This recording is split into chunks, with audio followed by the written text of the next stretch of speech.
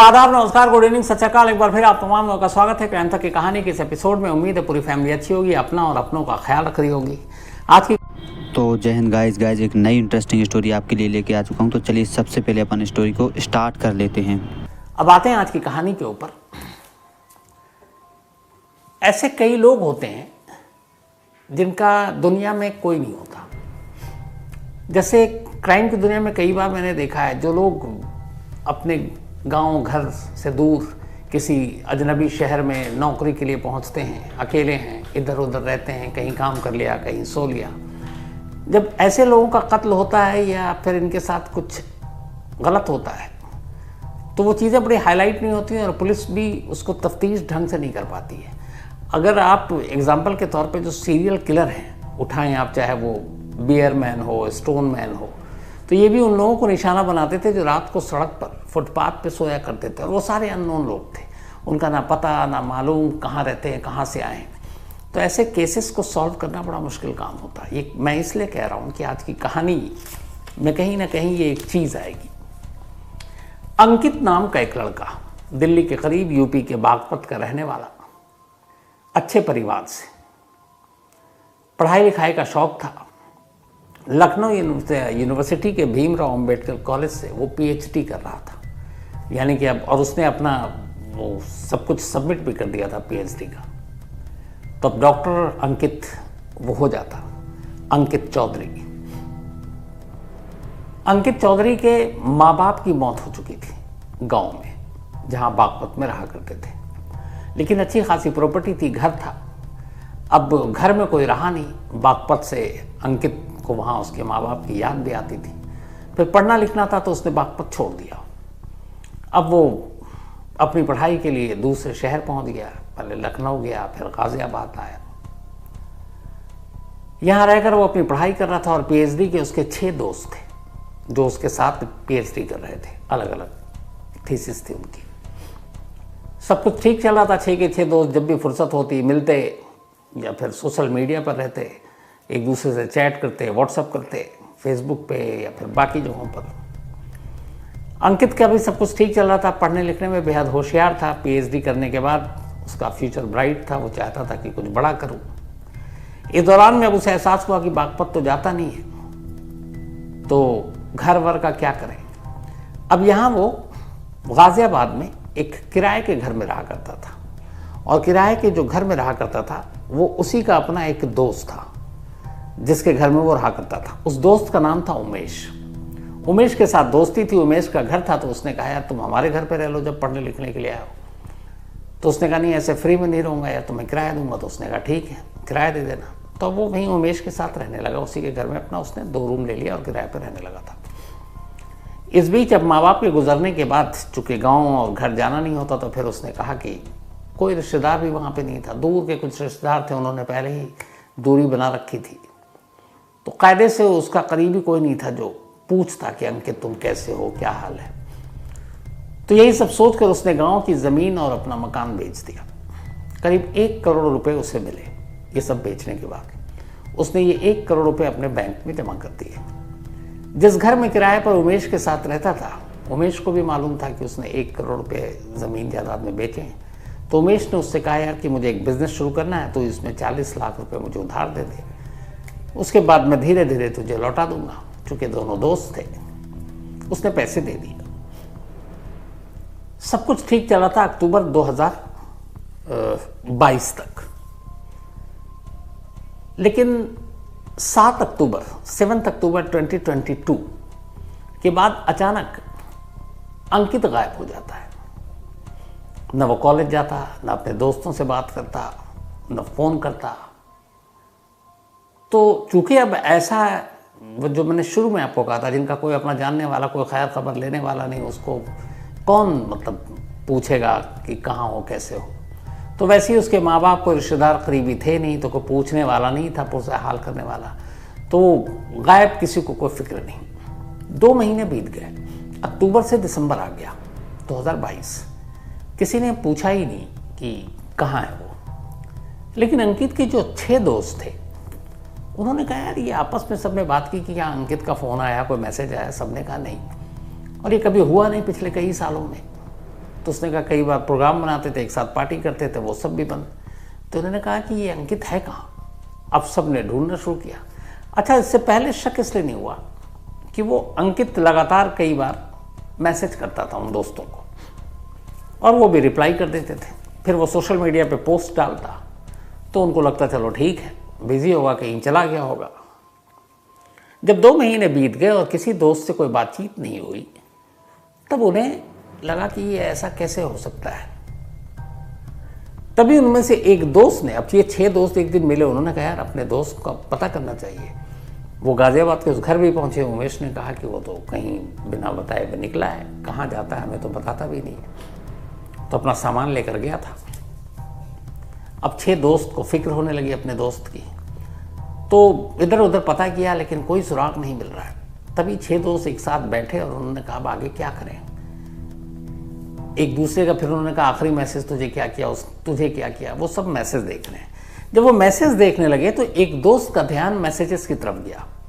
उन्होंने कहा यार ये इसने लिखा है, इसकी इंग्लिश तो ऐसी नहीं थी, इसकी स्पेलिंग देख। तो ये ऐसी छोटी मोटी स्पेलिंग की गलतियां, उन्होंने कहा कई बार टाइपो एरर हो जाता है। लेकिन दूसरे दोस्त ने देखा उसमें भी कुछ मिस्टेक इंग्लिश की, तीसरे देखा उसमें भी। अब उन्होंने पुराने मैसेज देखे, वही शब्द बिल्कुल सही स्पेलिंग के साथ। तो एक दो ने कई बार वही शब्द और गलत स्पेलिंग। उन्होंने कहा कि ये क्या है, अंकित तो ऐसा लिखता नहीं है, पीएचडी कर रहा है। अब उन्हें लगा कि कुछ गड़बड़ है। इस दौरान उन्होंने बहुत सारे ऐसे न्यूज़, खबरें, फिल्में, सारी चीज़ें देखते रहते, दिमाग में आजकल सबके रहता है। तो उन्हें लगा यार ऐसा तो नहीं है कि कोई जानबूझकर अंकित को, अब वो आपस में कहने में भी डर रहे हैं कि ऐसा तो नहीं है कि कोई जानबूझकर अंकित को जिंदा दिखाने की कोशिश कर रहा और अंकित को के साथ कुछ गलत हो गया हो। उन्हें कहा हो सकता है। अब उन्हें पहली बार उन सबका दिमाग ठनका। उन्होंने कहा कुछ करना पड़ेगा। अब ये 6 के 6 दोस्त बाग पर जाते हैं। बाग पर जाकर पता करते हैं कि यहाँ कोई अंकित आया कभी, तो बताते नहीं। जो आस पड़ोस के लोग थे उन्होंने कहा कि कुछ वक्त पहले उसने अपना ज़मीन बेच दिया। फिर पता करते हैं कितने पैसे, पता चला 1 करोड़। अब उन्हें और डर लगता है कि 1 करोड़ उसके पास, उसके साथ कुछ गलत तो नहीं हो गया। अब वो हर तरफ ढूंढ लेते हैं। जब कहीं नहीं पता चलता, रिश्तेदारों से, पड़ोसियों से, वो वापस आते हैं और पुलिस स्टेशन में कंप्लेंट लिखा देते हैं कि हमारा एक दोस्त है जो गायब है। अब पुलिस वाले भी कि हवाई पहले तुम बताओ तुम लोग कौन हो, फैमिली वाले हो, रिलेशन में हो। कंप्लेंट लिखते हैं, वैसे बड़े सवाल होते हैं। बोला भाई साहब हम सब दोस्त हैं और जिगरी दोस्त हैं, लेकिन हमारा दोस्त 2 महीने से गायब है। तो उन्होंने कहा कहीं चला गया होगा। उन्होंने कहा कि नहीं, मैसेजेस भी आ रहे हैं लेकिन उसके मैसेजेस गलत आ रहे हैं स्पेलिंग के साथ। तो पुलिस ने कहा इसमें क्या होगा, कई बार टाइपो एरर होता है, कुछ जल्दी में लिखता है। उन्होंने कहा नहीं, एक साथ 10, 15, 20, 25 मैसेज में एक ही स्पेलिंग गलत नहीं लिख सकता। अब पुलिस को भी थोड़ा लगा। फिर उन्होंने बताया कि अभी हाल में उसने 1 करोड़ रुपए का मकान बेचा है। फिर पुलिस को लगा कि कुछ गड़बड़ है। पुलिस ने रिपोर्ट दर्ज की। अब तफ्तीश शुरू की।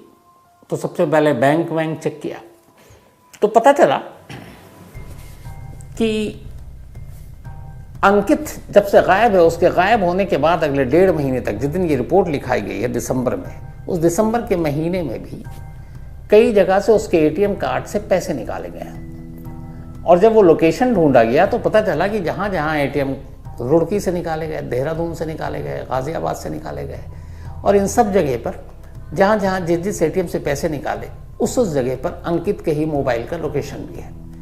तो पुलिस ने कहा यार अंकित कहीं घूम रहा है, देखो देहरादून, कभी यहाँ पैसे निकाल रहा है, उसके मोबाइल भी उसके साथ है, लोकेशन मैच कर रहा है जहाँ जहाँ एटीएम यूज़ हुआ है। लेकिन फिर ये हुआ कि ऐसा कैसे हो सकता है, आप पता कीजिए, एटीएम में कैमरा भी होता है। तो जब पुलिस वालों ने कहा ठीक है, मोबाइल का लोकेशन तो दिख रहा है, एटीएम का कैमरा भी चेक करते हैं। अब जब कैमरा चेक किया तो एक बड़ी अजीब चीज़ दिखाई दी। वो ये कि हर जगह कैमरे पर सामने वाले ने मास्क पहन रखा है। अब 2022 दिसंबर, लगभग कोरोना खत्म हो चुका था, आम लोग मास्क पहन नहीं रहे, लेकिन पुलिस को लगा कि हो सकता है कुछ लोग हैं भी ख्याल रखते हैं अपना। लेकिन फिर हुलिया देखा, दोस्तों ने कहा कि ये तो है नहीं। अब पुलिस को डाउट हुआ। पुलिस ने अब जांच शुरू की। सारे बैंक देखे, बहुत सारे पैसे निकल चुके। फिर पुलिस ने कहा कि कहीं ना कहीं इसमें पैसा इन्वॉल्व है। तब शुरुआत कहाँ से करें? तो शुरुआत उस जगह से जहाँ उसको आखिरी बार देखा गया, और वो जगह थी उमेश का घर, जहाँ किराए पर रहा करता था। अब पुलिस उमेश के घर पहुंची और उससे पूछताछ की। उसने वही कहानी बताई जो उसके दोस्तों को बताई। लेकिन उमेश से पूछताछ के दौरान पुलिस को लगा कि ये थोड़ा सा नर्वस है, कुछ घबराया हुआ है। पुलिस की थोड़ी कई बार सिक्स सेंस काम भी करती है। तभी पुलिस ने फिर तलाशी ली।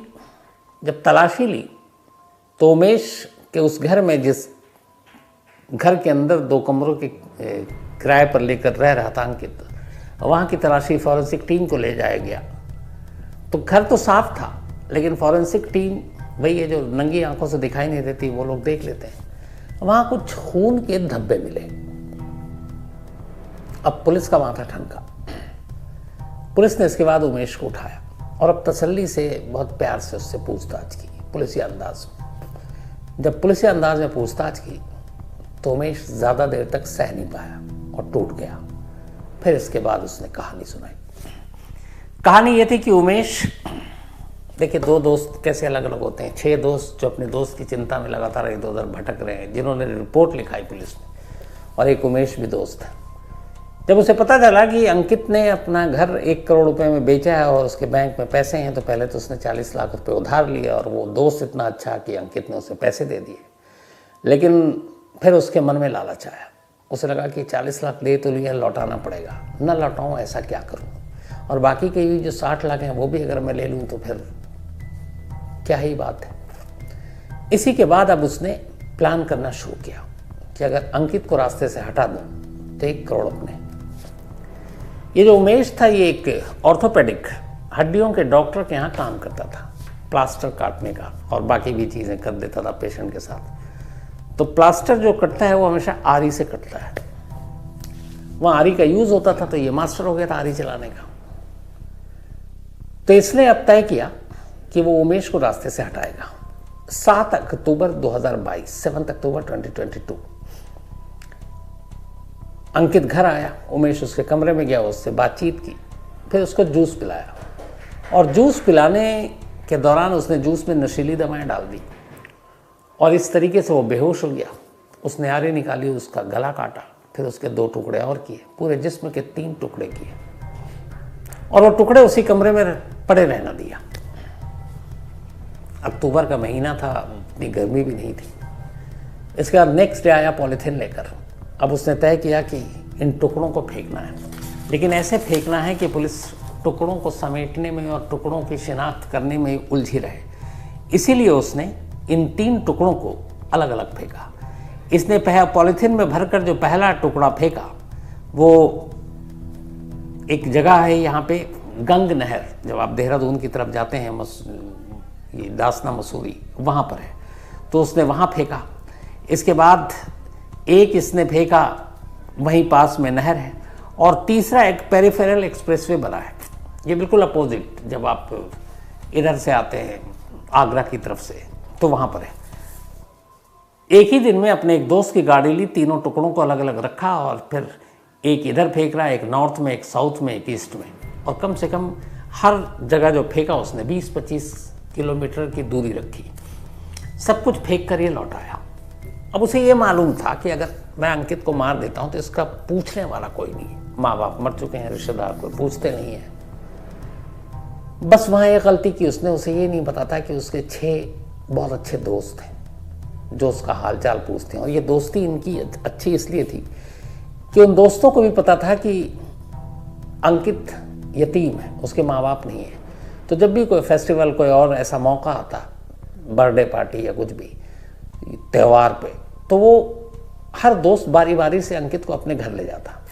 और अंकित भी इतना संस्कारी था कि जब वो घर जाता तो अपने दोस्तों के, ना सिर्फ माँ बाप के पैर छूता, बल्कि अगर कोई बीमार है तो उनके माँ समझकर उनके पैर तक दबाना शुरू कर देता। तो उसके 6 के 6 दोस्त, उन दोस्त के घर वाले जो माँ बाप, वो भी उसको अपने बच्चे की तरह प्यार करते थे। तो ये दोस्ती इतनी गहरी थी। लेकिन यहाँ पे उमेश भूल गया। वो एक फिल्म थी ना, वो 3 इडियट्स, जिसमें होता है कि आमिर खान एक जगह कहता है कि 3 लोग आएंगे मुझे ढूंढने के लिए। तो कुछ कुछ वैसा ही था कि उमेश भूल गया, लेकिन कि शायद 6 लोग उसे ढूंढने आएंगे, और उन 6 लोगों ने ढूंढना शुरू किया और ये वहीं मार खा गया। तो अलग अलग जगहों पे लाश फेंकी। उसके बाद अब उसका ATM फ़ोन सब उसी के पास था। अब उसने क्या किया कि अपने एक दोस्त को और इसमें शामिल किया। आसपास से जितने पैसे इसने निकालता, पर डे 40,000 रुपये के हिसाब से पैसे निकालता, लेकिन अब हर दिन आसपास से ही निकालने में ये होता कि कल को केस खुल गया तो फिर पकड़े जाएंगे। तब उसने कहा कि पुलिस को उलझाने के लिए कल को कोई केस खुले भी तो ये दिखाएं कि वो कहीं खुद अपनी मर्जी से घूम रहा है। तो कभी देहरादून, कभी ऋषिकेश, कभी गंगनहर, कभी सहारनपुर, कहीं हरिद्वार। तो उसने अपने एक दोस्त को बुलाया। उसने कहा, सुन, तुझे पैसे चाहिए, मैं तुझे पैसे दूंगा, सिर्फ तुझे इतना काम करना है, एक ATM दे रहा हूँ और एक फ़ोन दे रहा हूँ। इस ATM को तू ले जा, पर इस ATM का यूज़ तू अलग अलग शहरों में करेगा, और जब जब तू ATM से पैसे निकालेगा इस मोबाइल को तभी तू ऑन करेगा, और जब पैसे निकाल ले उसके बाद इसको स्विच ऑफ कर देना। उसका मकसद ये था, वो बारीकी जानता था कि पुलिस कैसे ट्रेस करती है। तो हर जगह उसने इसी तरीके से दोस्त गए, और ये इसलिए जब पुलिस ने शुरुआत में जांच की तो देखा ATM से पैसे निकल रहे हैं, मोबाइल भी ऑन है, इसका मतलब है वो वही है। लेकिन 6 दोस्तों की वजह से केस खुला, तो खैर उसने सारी बातें उगल दी। 40 लाख के अलावा करीब 10-12 लाख उसने, और क्योंकि 2 महीने हो गए थे, 2 महीने तक उसके पास थे कार्ड, उसने इस्तेमाल किया। अब ये था कि इसमें कोई गवाह नहीं है, कोई रिश्तेदार नहीं है। दोस्तों ने FIR दर्ज कराई। पुलिस के लिए इस केस में वो सबूत हासिल करना बड़ा एक चुनौती का काम था जो अदालत में उसको मुजरिम ठहरा सके। तो वो जो खून के वो थे जो फॉरेंसिक जांच में मिले कमरे से, वो पाए गए अंकित के। आरी वो बरामद हो गई जिस आरी से इसने कत्ल किया। प्रेस ने बताया कि उसे मालूम था, चूँकि वो एक ऑर्थोपेडिक डॉक्टर के यहाँ काम करता था, तो हड्डियाँ या जोड़ के हिस्से को कैसे काटते हैं ये भी उसने दिमाग लगाया था, और इसीलिए उसी हिसाब से उसने 3 टुकड़े किए थे लाश के। तो वो भी बरामद हो गई। यहाँ तक होशियार तो उमेश कि उसने कत्ल के बाद जब ये सारे तीनों लाशों के टुकड़े अलग अलग इलाकों में फेंक दिया, अलग अलग दिशाओं में भी, उसके बाद जो कपड़े अंकित ने पहने थे वो कपड़े उतार चुका था वो पहले, जो कपड़े इसने पहने थे कत्ल करते वक्त कि उसमें कोई भी खून का एक छींटा या एक बूंद भी ना बचे, उन कपड़ों को भी ले जाकर इसने जला दिया था। तो हर तरफ से बचने की इसने कोशिश की, सारे सबूत मिटाने की कोशिश की, बस गलती एक जगह की, अंकित के 6 दोस्तों को भूल गया। और वही दोस्त सामने आए अपने दोस्त की खातिर, और उन दोस्तों की वजह से एक ऐसी मर्डर मिस्ट्री सुलझ गई जिसके बारे में 2 महीने तक किसी को पता ही नहीं था, न पुलिस को, न दूर के रिश्तेदारों को, न पड़ोसियों को, किसी को नहीं। तो अगर हर इंसान के पास ऐसे कुछ दोस्त हों तो समझ लीजिए उसके पास दुनिया की सबसे अनमोल दौलत है। तो आज की कहानी में इतना ही। तो उम्मीद करता हूँ गाइज़ ये इंटरेस्टिंग स्टोरी आपको बहुत ही ज़्यादा अच्छी लगी होगी। और गाइज़ मैं आपको बता दूँ कि अपने इस चैनल पर केबल इंटरेस्टिंग स्टोरियाँ ही आपको सुनने को मिलेगी, क्योंकि मैं यहाँ पे कीवर्ड के हिसाब से सर्च करके ऑल ऑफ द वर्ल्ड जो सबसे ज़्यादा डिमांडिंग सर्चेबल स्टोरियाँ होती हैं वही छांट करके लेके आता हूँ जो करेंटली चल रही होती हैं। तो आप इंटरेस्टिंग स्टोरियाँ सुनने के आपको अच्छी लगती हैं, अच्छे आदी हैं आप सुनने के, तो आप यहाँ पे बने रहें। यहाँ पे आपको केबल इंटरेस्टिंग स्टोरियाँ ही मिलेंगी। तो मिलते हैं एक नई इंटरेस्टिंग स्टोरी के साथ में, तब तक के लिए जय हिंद।